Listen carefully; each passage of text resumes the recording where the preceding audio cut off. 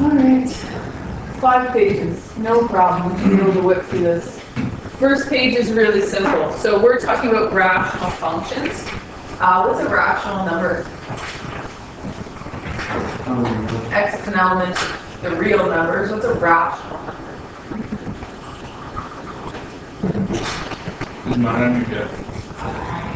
Okay, a rational number is any number that can be written as a fraction.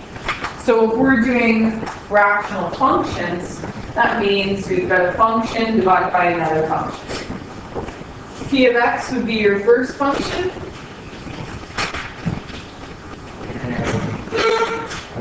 And g of x would be your second function.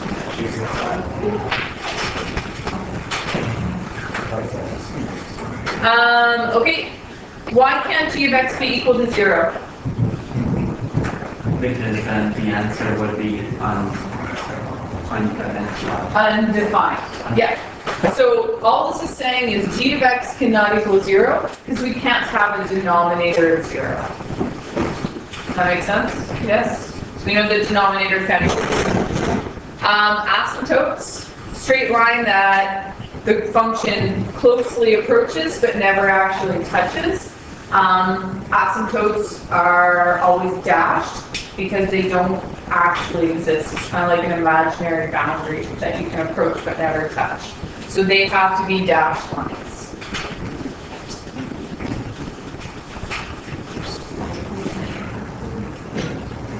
Okay, so guidelines for doing rational functions. Plot the y-intercept by evaluating f of 0. So you're going to substitute 0 in anywhere you see x. Easy peasy, right? So step 1, plot your y-intercept. Step 2, find the numerators of the zeros. Sorry, find the numerators of the zeros. Find the zeros of the numerator. Let's try reading that in the right order. By solving the equation p of equals to x. Those are your intercepts. Plot those. Okay? So you're finding the zeros of the numerator only. Okay. Then you're going to find the zeros of the denominator. The zeros of the denominator are your vertical asymptotes. So that's how I got x plus 2, x equals positive 2, x equals negative 2, because I took the denominator and I factored it. Or, so 1 over x plus 2, x minus 2, set those things equal to 0, and I'm going to have x is equal to positive 2 and x is equal to a negative 2. And that's how I got my 2 asymptotes there. That makes sense, everybody? So you got to be able to factor, and the faster you can factor, the easier this is going to be. Okay, here's the deal. Horizontal asymptotes. Horizontal asymptotes. 3 options. You've got to pick one. Well, hopefully you're going to figure out which one to use. You're not going to randomly pick one. If the degree of x is less, you guys know what I'm talking about in degrees? This means your highest exponent. Right? So when I talk about degree, I'm talking about highest exponent. You can read that? That says highest exponent. So if we go back to this example here, what's my degree on the numerator? X to the exponent. Is there any x on here? So what's anything to the exponent 0? 1. So I can write this as that. Could I not? Yes, I can, right? Because x to the exponent 0 is 1. So this is 0. The degree of this one is 0. What's the degree of the denominator? 2. Easy peasy, right? Looking at the exponents. It's easy. Yeah? Square, right? Yeah. That's all you're doing. You're looking at the highest exponent. So if the degree of p of x, which one's p of x? Numerator or denominator? Numerator. So if p of x is less than the degree of g of x, that's this case. This is less than this, right? We would have a horizontal asymptote at y equals 0. So if it's less, it's y equals 0. If the degree of p of x equals the degree of g of x, you have to then create a line that's a over b. The a over b is the numerical coefficients. So, to give you an example of that, I guess I can write it on here. So let's say I had f of x equals 3x squared plus 2, over 4x squared plus x. Okay, what's the highest degree, or sorry, what is the degree of the numerator? 2. What is the highest, or what is the degree of the denominator? 2. So they're equal. They're equal. Right? So then we take the leading coefficients. You know what I'm talking about when I talk about leading coefficients? Right. So the coefficients on the exponents that we were looking at, that we made the decision that they were equal on, we're looking at those coefficients. Right? So that would mean my horizontal asymptote would be y equals 3/4. Yeah, these rules are not written anywhere, ladies and gentlemen. You've got to be able to do them.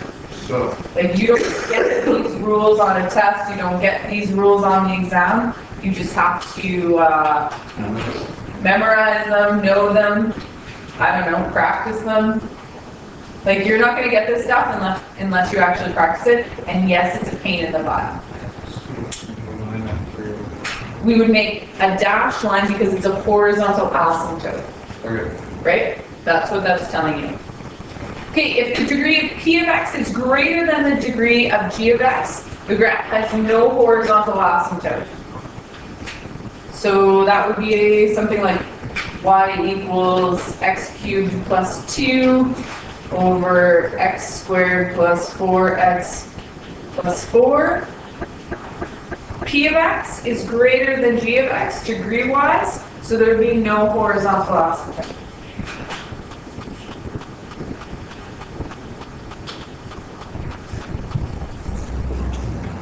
Okay. Now, this is tomorrow's lesson. We're going to talk about discontinuity. Discontinuity. Okay, anytime, do you guys remember simplifying rational expressions? Do you remember that? Factor everything, do your non-permissible values, then you get to cross stuff out. Okay, when you do the crossing of stuff out, graphically, it leaves a mark. It leaves a hole in the graph.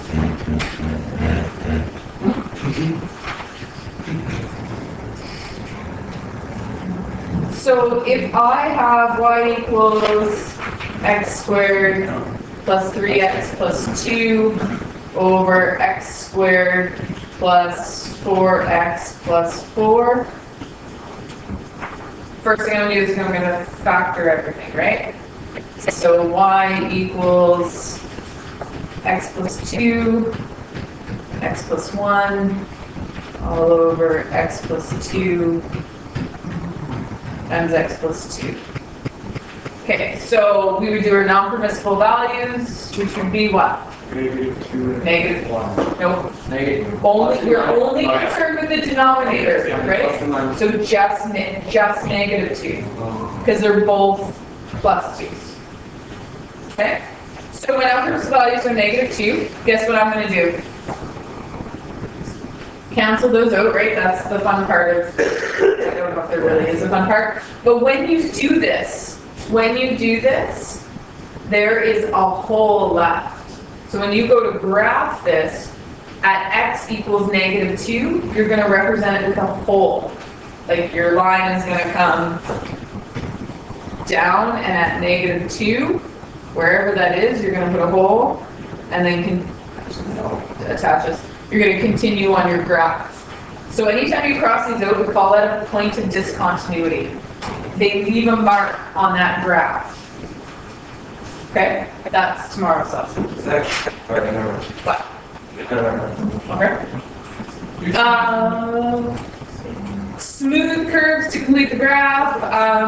anywhere in between and beyond the vertical asymptotes.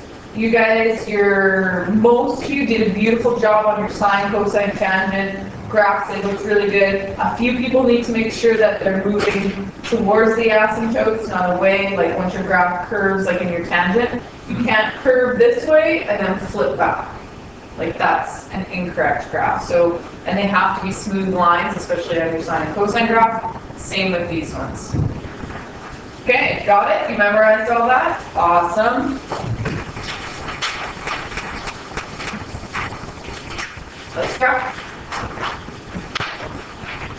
We're going to graph your basic rational graph.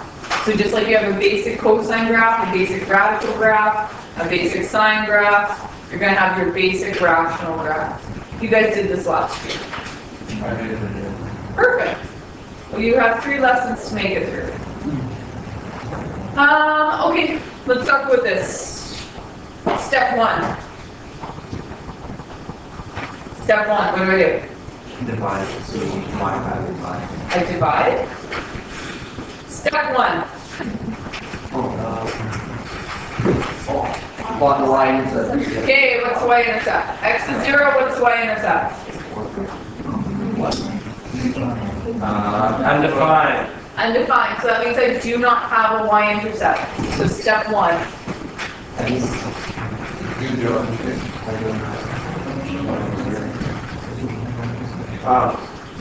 Are we always substituting in 0? Or? Well, anytime you're finding the y-intercept, x is always going to be 0, right? You know that from grade 10. Yeah. Step 2, find the zeros of the numerator. Are there zeros in the numerator? Are there zeros in the numerator?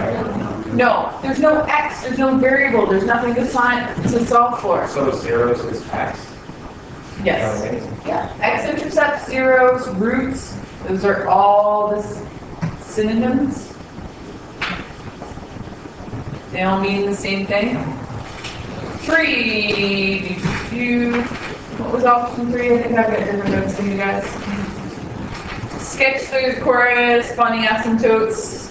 What's the denominator? So we're setting the denominator equal to 0 and we're factoring it, solving for it. So this is my vertical asymptote step. Where's my vertical asymptote? Set the denominator equal to 0 and solve. Oh, 0. 0. Vertical asymptote. X equals 0. Gotta tell you guys, when I ask for an equation, I want an equal sign. And I want it equal to a variable. I deducted a lot of half marks on the chapter 5 test, guys, because of your inability to write an equation. You guys did an awesome job on telling me where the asymptotes were, but you didn't write it as an equation. Those little half mark things are gonna create pain and suffering in your life. So I'm gonna put that on the graph right now. X equals 0, it's a vertical asymptote. Where's it gonna be? On the y-axis. On the y-axis.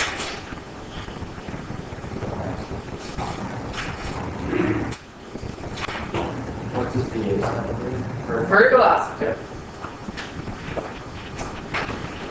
Step 4. Step 4 is my horizontal asymptote. So step 4 has the 3 options. So you gotta look at the degrees. What's the degree of the numerator? 0. What's the degree of the denominator? 1. Exponents. Right? We're just looking at exponents. So x would have an exponent of 1. We never write that, right? Like I'd never write y to the exponent 1. I'd only write it when it's greater than 1. So this is 0, has a degree of 0, my numerator. This has a degree of 1, so what rule? First one. Option A. So my horizontal asymptote is going to be at y equals 0. So that's my x-axis. Now do you see why? Now do you see why I had no y-intercept and no x-intercepts? Right? Because they're asymptotes. Both axes are asymptotes. What am I doing? Okay, step 6. Is there anything that I can factor and cancel out? Step 6. Oh, am I on step 5? Sorry. Step 5. No points of discontinuity. Okay, step. Sign analysis, step 6. You guys all remember that, right? Oh, yeah. Step 6, sign analysis. So you treat sign analysis like it's your x-axis. And what I'm talking about when I talk about sign analysis, I'm just looking for positive and negatives. So what's a key feature on my x-axis? What's a key point? If you were to look at the graph that I have here now, what's a key point? 0. Right? Where x is equal to 0, because I know there's an asymptote there. I know it can't be equal to that. So what I'm doing is I'm making this like a number line. So I know 0 is an important point because I'm looking at things left of the asymptote and right of the asymptote. Make sense, everybody? So I'm going to deal with my numerator. I'm going to deal with my denominator, and I'm going to deal with my function. Function just means when I actually divide them. It's exciting. Okay, so sign analysis. So pick a number left of 0. -1. Brilliant. -1. So Montana has said we are going to evaluate at -1. So -1 we substitute in where we see x. Now on the numerator, are there any x's? No. No. So it doesn't matter what x is. What's the numerator always going to be? It's going to be positive or negative? Positive. One's always going to be positive. That's exciting. So now we're going to look at the denominator. When I substitute -1 in for the denominator, is my denominator now positive or negative? Negative. Negative. So, when did we learn integers, dealing with those? Grade 7-ish? If I take a positive number and divide it by a negative number, what do I get? Negative. I get a negative number. So now let's pick a number to the right of 0. Anybody? 1. Positive 1, thank you. Yeah. So if x is 1, does it affect my numerator? In this case, no. If x is a positive 1, what's my denominator? Is it positive or negative? Positive. So if I take a positive divided by a positive, what do I get? Positive. Positive. This, ladies and gentlemen, is the only thing I care about. That's going to depend on where I graph things. So I know that if you are left of my vertical asymptote, my y values will be negative. So when I graph that, I'm going to approach both asymptotes. I'm going to make these beautiful curved lines. I know that when I'm right of the asymptote of the vertical asymptote, my numbers are positive.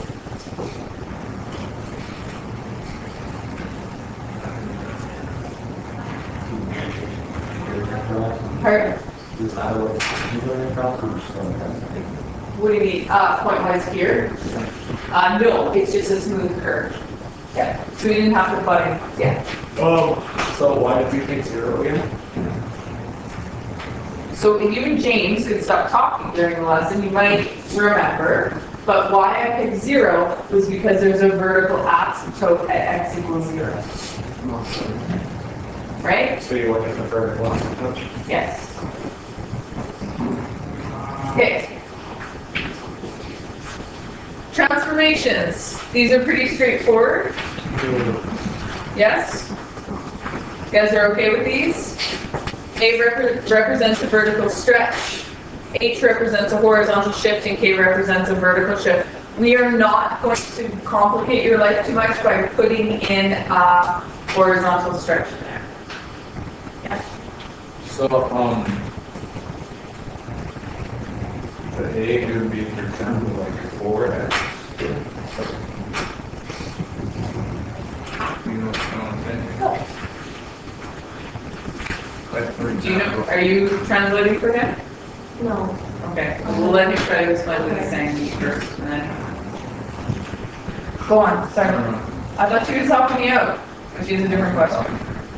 you can go. She's leaving with the A. We are going to move from, we're gonna change forms. We're gonna go like x squared plus 2x plus 1 over x squared plus 4x plus 4. We're gonna put those in what we call transformation form, which is that right there. That's transformation form.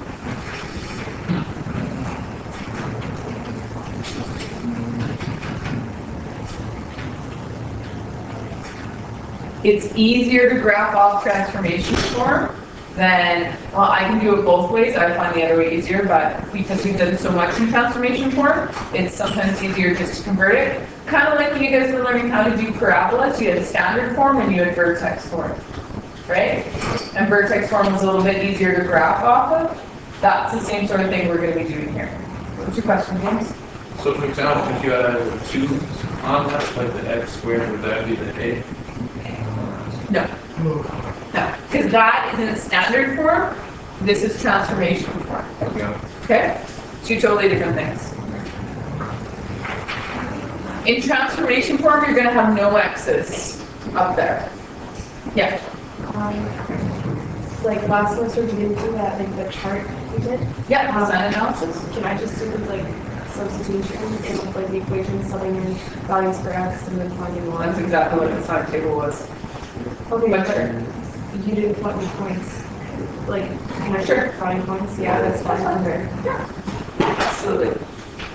Okay, so now we are going to do a one with in transformation form.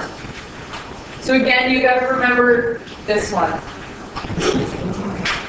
Let's do a table of values quick for this one, just quickly. You can do this pretty quick. Can you do a table of values, Desmond? Yeah, you can? You're just going to sit there and talk to James all day, Mr. Desmond and James and James. Table of values for this one really quick.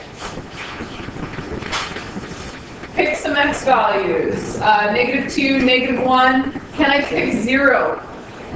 I can pick 0, but it will be undefined. Why is it undefined? That's 0 divided by. Right, so but that's our asymptote too, right? +1, +2. So if we do this, what's the y value when x is -2? -1 over 2. -1 over 2. Brilliant. -1? -1. Okay, it's not magic. I'm substituting them into the equation. 1 is going to be a +1, and 2 is going to be 1 over 2. That's going to help you also because you need to label 2 points on every graph, right? And we'll use that as our basic table. Don't make you worry me, the three of you. I don't mind if you guys are talking about math, but you're not. Makes me a little sad. Okay, so now we're going to sketch this graph and it's in transformation form. So what does this mean? Let's talk about what the transformations that are done here. You have 3 shifts down, and you have a Okay. positive shift right by 2. And if you have a vertical stretch 6. By a factor.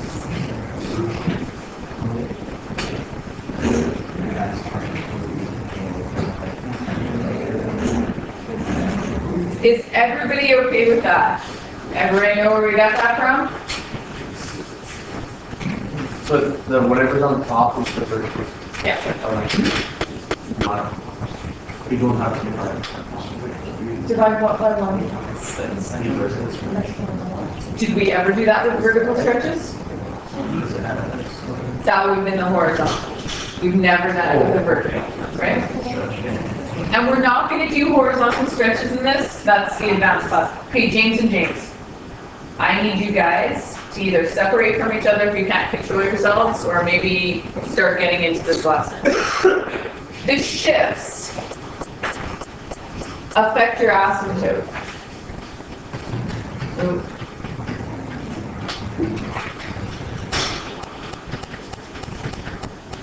Your shifts affect your asymptotes. So if my original asymptotes were, the vertical one was at 0, and the vertical is controlled by the x, where is my new asymptote?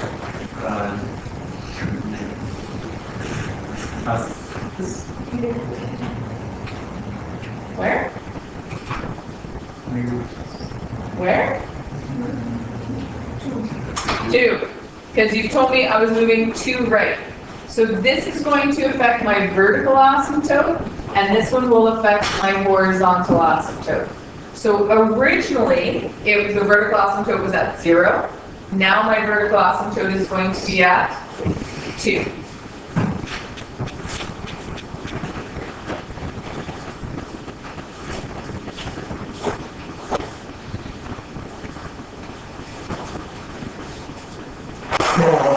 Okay, what about my horizontal asymptote? It was originally at 0, now it's going to be at -3.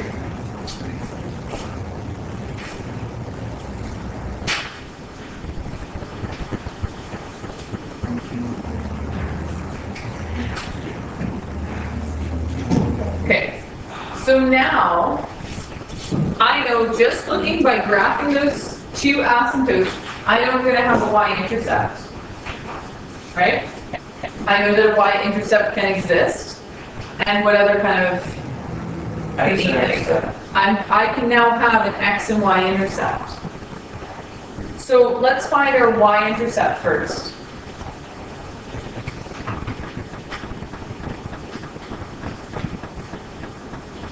Let's start. Yep, The vertical stretch by factor of 6. we haven't dealt with it yet. I just want to know if that's going to affect the asymptote or the, Why wouldn't it affect the asymptote?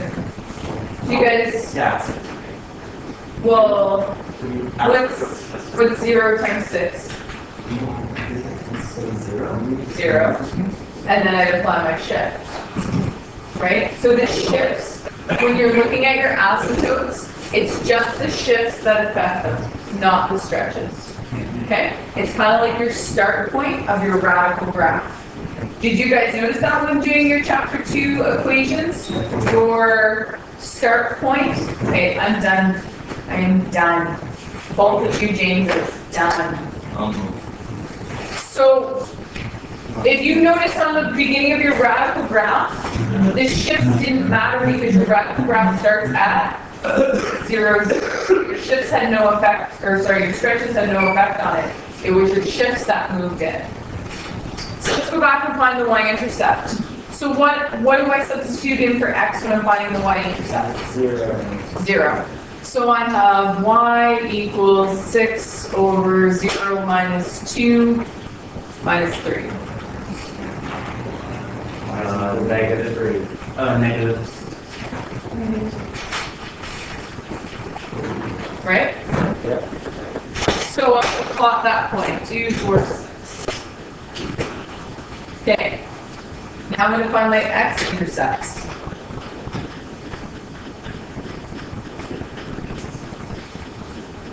Okay, so what happens now? Just y. Just about 0 and y. For y.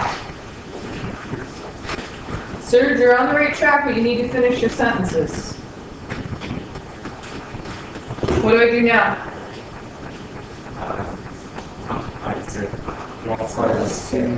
Oh wait, add 3. Add 3 to both sides.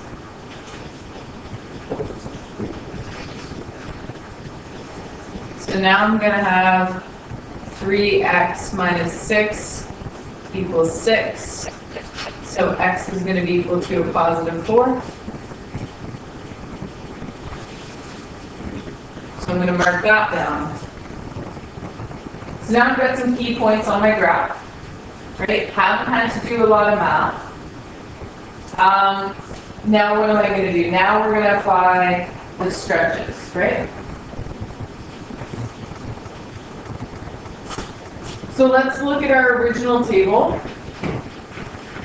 Our original table was -2 and -1/2. -1 and -1, 0, undefined, 1 and 1, 2, 1/2.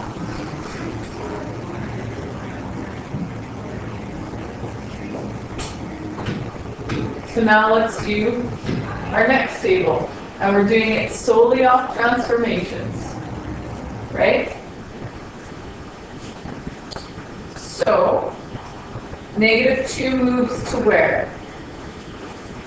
Is there any horizontal stretch? No, it's just a shift. So we're at -2, we're moving 2 units right, so where are we now? -4. 0. 0. We're moving right. Now let's look at the y's. We're taking the y's, we're timesing it by 6. So -1/2 times by 6 is -3. And then we're moving 3 down. So I'm going to be at -6. Oh look, we already found that point. Brilliant. Brilliant. -1 moved over to the right is going to be +1. -1 times by 6 is -6. -6. Oh, plus 30. Oh my goodness. I'm just gonna leave that. You got confused? Me too. Okay, so let's talk about that 0. That 0 point there. So 0 is now going to move to 2. If x is 2, where am I? I'm on an asymptote. So this is just still undefined. Make sense? You just moved your asymptote over. And if you put that into the equation, let's put it into the equation. 2 minus 2 in the denominator is 0. 6 divided by 0, you have an undefined answer. Yeah, so that's my asymptote. 1 becomes 3, and then 1 times 6 is 6. 6 minus 3 is 3. 2. 2 becomes 4. 0. Okay, so now if we're to plot those points, we should know that nothing has changed. There's been no reflections. So where was my original graph? It was positive up here and negative down here. Right? Yes? Right. The original. And this is what it should sign up for as well, where my asymptotes are. This one should be lower left here, and upper right here. Now there will be some negative values in this one, because now I can cross the x-axis. So you can plot these points if you want. I've got 2 points on there already. So those are 2 that I could use. Imagine that it goes right through. You must pass through any points that you label on the graph. So you can't label the y-intercept and then come and not go through it. Does that make sense to everybody? If you label it as a y-intercept, you have to go through it.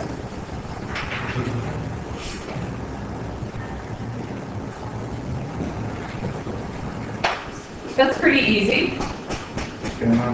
Pretty easy.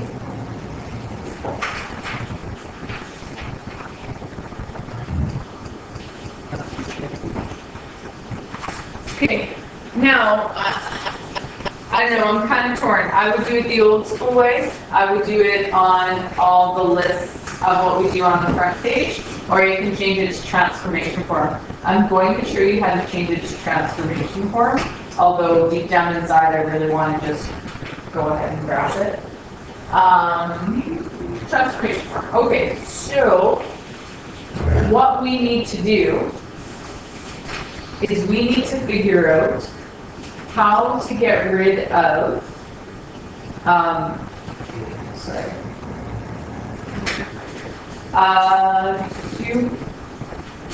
We're gonna separate these. Y equals 4x 2, and we're gonna have minus 5 over x minus 2. Is everybody okay with that? No, we're not okay with that?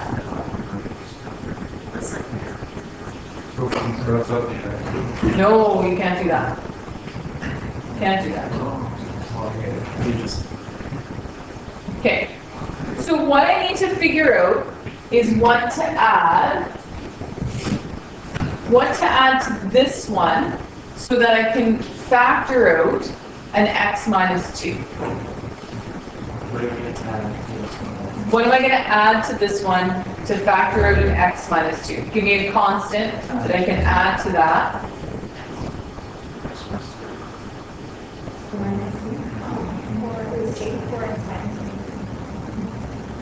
Okay, so if I add a 2, tell me how x minus 2 is, how am I going to factor out to get a factor of it has to be x minus 2. You guys are like, I have no idea. Have to be 8. Has to be 8. Why does it have to be 8? Because 4 and 8 are half of each other. Because if I factor out a 4 out of here, what's left? X plus 2, right? So that's why it has to be 8. Now, if I've added 8 to this side, I'm just trying to figure out what I'm doing here. If I've added 8 to this side, oh my goodness, losing my life. I have to make sure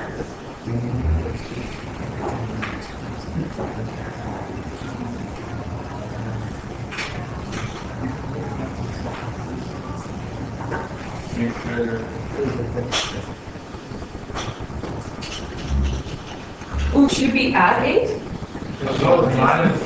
Shouldn't it be minus 8? Yes, ma'am. Why should it be minus 8? This is an x minus 2 on the bottom. I need something good. Okay. Okay. So it's going to be minus 2, or minus 8. Okay. If I minus 8 here, I can't change the value of this expression. So if I minus 8 from here, what do I got to do to this side? Because negative 8 plus 8 gives me a value of 0. So I'm not changing the actual value of it, I'm just changing the way it looks. Does that make sense to everybody? Isaac, are you okay back there? What do you mean? If I do that, what happens? So y equals 4x minus 8 divided by x minus 2 minus 5 plus 8. Ooh. Are you adding 8 just because it's the opposite of subtracting? What does that give me? 0. Yeah. So have I changed the value of it? Have I changed the value of this equation? I've added 0. No. No. Okay. I appreciate that you guys are processing this. This is different, it's new, and I know that we have to talk through it. I get that. But your question may be the question that somebody else has. So instead of sharing it amongst each other. I just don't understand why did we even get negative 8 in the first place? So we can cross the x minus 2. Okay. Just when we had to pick 8 because if I factor out this. Oh, it's like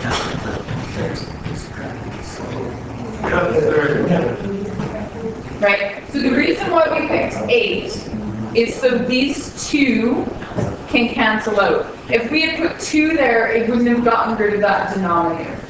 Now all of a sudden, you have this in transformation form. It's just backwards.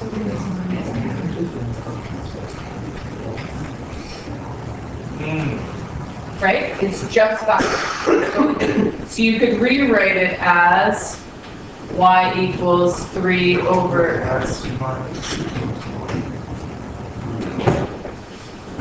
so the key thing here is figuring out what you're adding and remembering to subtract it or vice versa. And we have to make this side.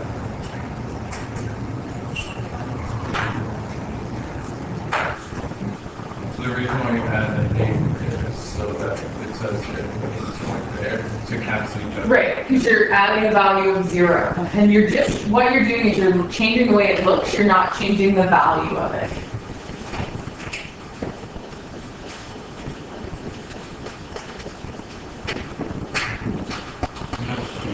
Okay, so now we have a new transformation form. Let's graph it quickly. That's probably not our strong suit, but let's put the asymptotes on the graph. Where are the asymptotes? The asymptotes are at +2 Yeah, and -4. +4? plus 1.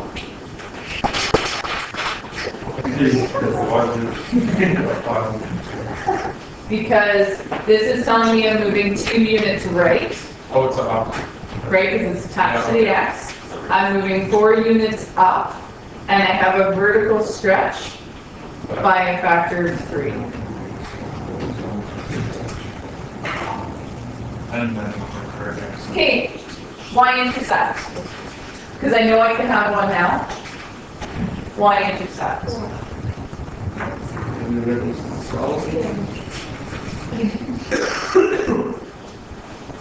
Y-intercept? Y-intercept is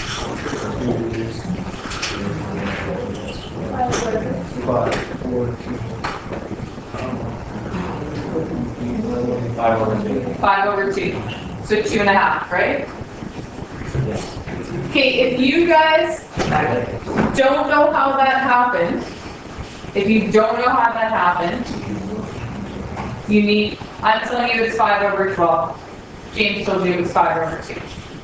And I'm confirming that that's correct. So we substituted in 0 here. Bring the 4, no, sorry, we substituted in 0 here. 3 over a -2. Right? So that's -1/2. -1/2 plus a +4 is +2.5, right? Mathematical calculations that we might have to practice on paper, but we should be able to get to the point where we're doing them in our head. Now let's do the x-intercept. 5 over 4. 5 over 4. So that's 1 1/4.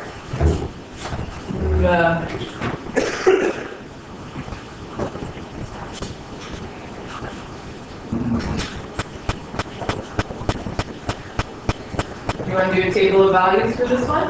Yes. Okay. I don't know where I'm going to put it. What did we say the x-intercept was? 5/4. 5/4. Yeah.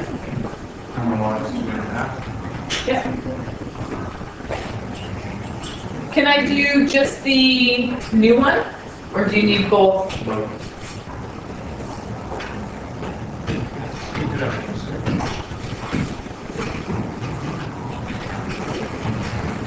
So what's my original one? -2, -1, 0, 1, 2, -1/2, -1, undefined, 1, +1/2. So now when I go to do the new one, -2 turns into 0. 1 times by 3. -1 1/2 plus 4 is 5 over 2.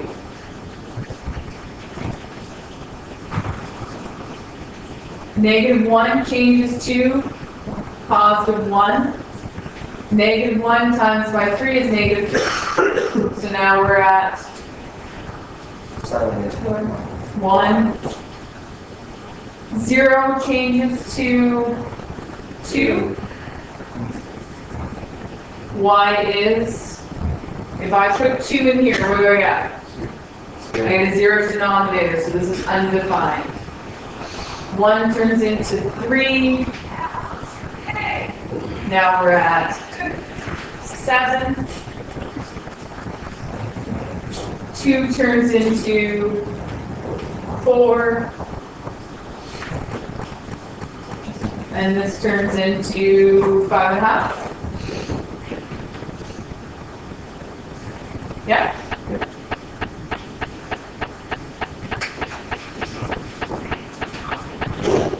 So now when I go to graph it,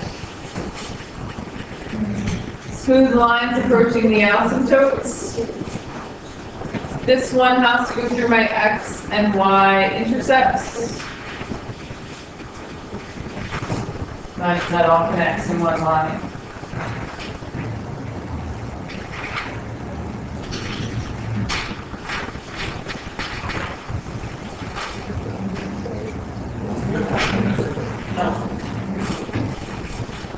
Should have started it yesterday when we were all sitting around and had nothing to do. This my page. Okay, let's look at this graph. Guys, we still have time and we're going to get through this graph. And you can start tonight's assignment, okay? There's no reason why you can't start it. Okay, let's go through y-intercept. Y-intercept.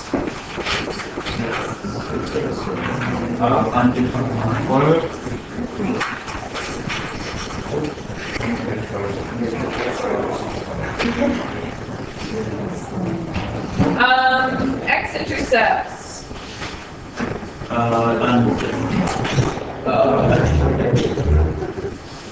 Vertical asymptote. Vertical asymptote. It's on your sheet. Step 3 on your sheet. X equals 0. So let's put that on the graph. Done. Step 4. Horizontal asymptote. This is your 3 options. Y equals 0.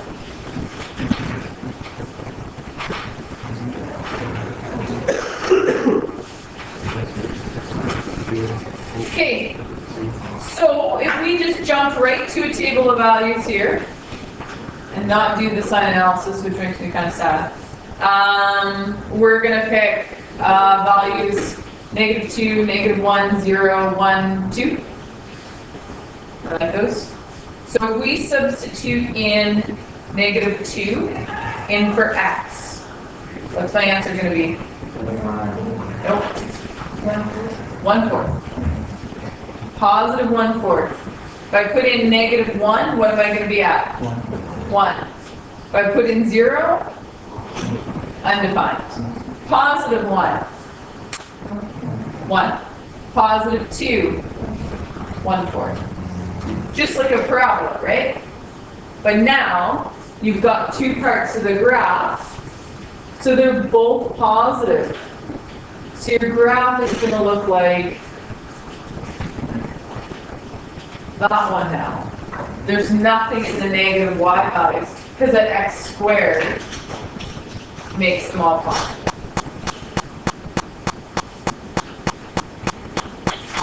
Okay, you guys ready? So now we're going to do transformation on the x squared graph. Let's talk about it.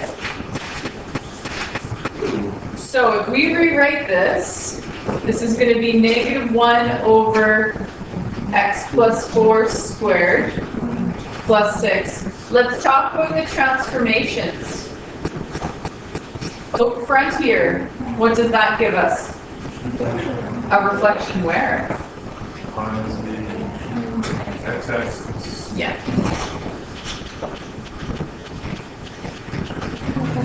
Where would it be if it was in the y-axis?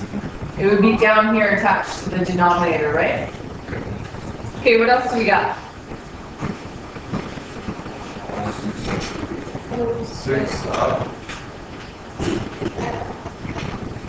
4 left and 6 up. So let's talk about our asymptotes. Where are they going? 4 left. So it was at 0. Now it's 4 left. So we're at -4. And we're going 6 up.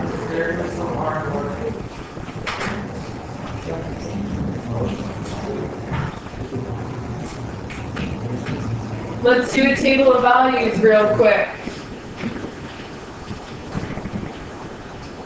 Okay, so -2's are moving 4 left, so where am I going to be?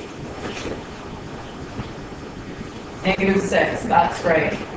-1 is going to be -5.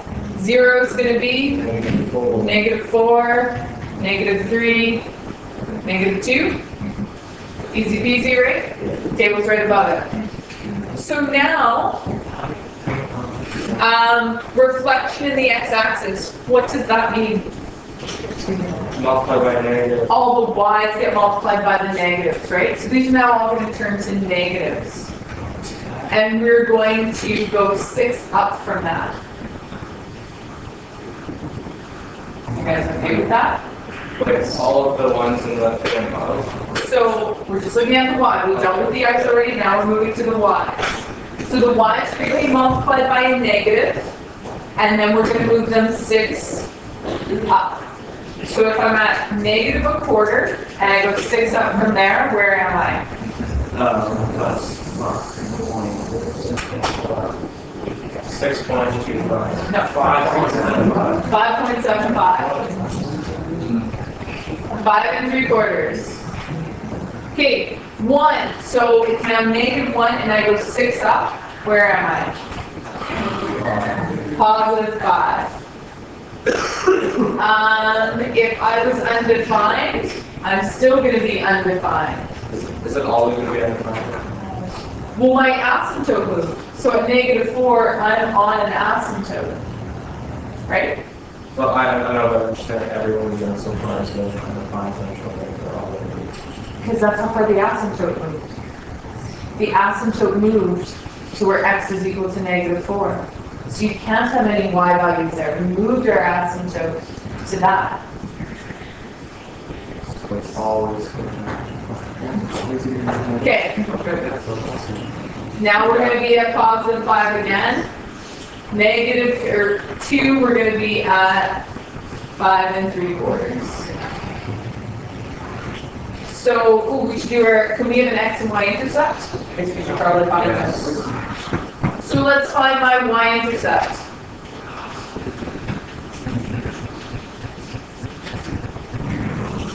Guys, y-intercept?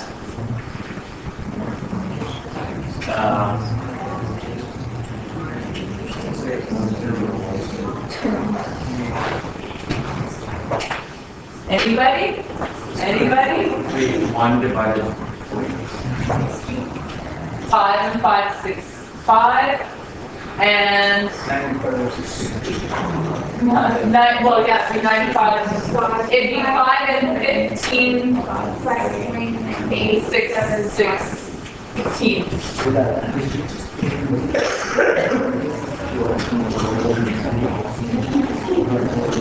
Okay, guys, I know the bell's going to ring, but it hasn't gone yet. So, x-intercept.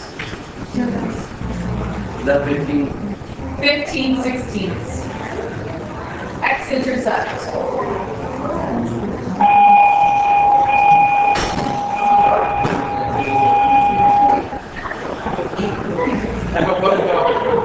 We can pick it up tomorrow, ladies and gentlemen, that's fine, we can do it. Okay?